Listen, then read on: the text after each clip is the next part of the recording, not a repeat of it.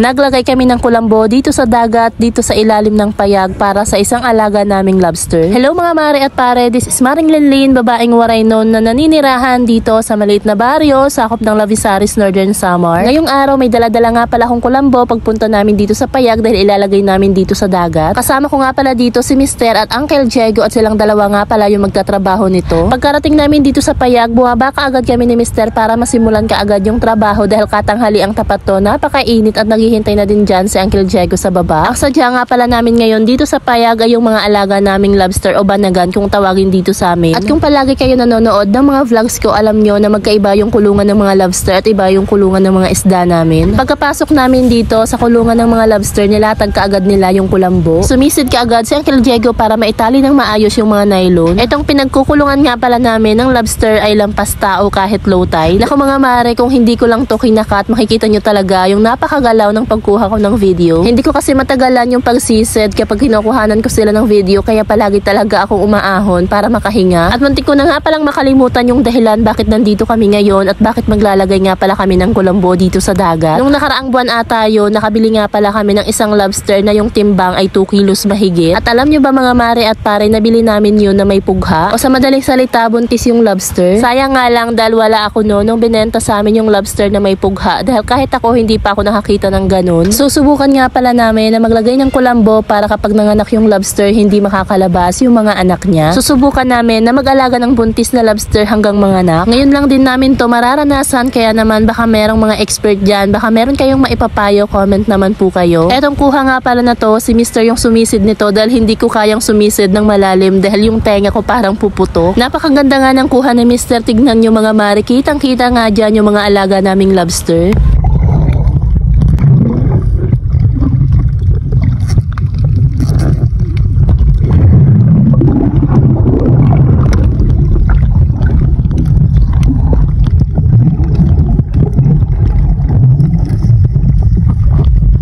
Mabuti na nga lang luminaw din yung dagat dahil nung pagpasok namin, dahil nahawakan namin yung lambat o yung net, kaya naman yung mga dumi nila natatanggal kaya lumabo. Naku mga mare, habang nag-voice over ako ngayon, parang nabibingi ako dahil nung pagsisid ko kanina hindi pa nga masyadong malalim yun, pero yung tenga ko di masyado makarinig. Pagkatapos may tali ng kulambo sa bandang ilalim, dito naman nila tinatali sa bandang taas. Medyo tinaasan pa nga din pala nila yan para kapag tumaas yung tubig dagat hindi makakalabas itong lobster na buntis. Sumisid nga pala si Uncle Diego sa ilalim at hinuli niya itong buntis na lobster. Tapos nilipat niya na kaagad dito sa loob ng kulambo. Kulambo nga pala yung ginamit namin para dito sa buntis na lobster dahil napakaliliit ng butas niyan, kaya hindi makakalabas yung mga baby niya kapag nanganak siya. At nung patapos na sila, pinalabas na din nila ako para maayos na nila ng maayos. Pero eto ako, vinidyohan ko pa din, pero yung cellphone lang yung nakapasok. Gusto ko din kasing maipakita sa inyo yung itsura nitong ilalim ng payag, nitong itsura ng kulungan ng mga lobster. Tapos sabi ko kay Mr. videohan niya yung buntis na lobster para makita nyo din yung itsura ng pugha.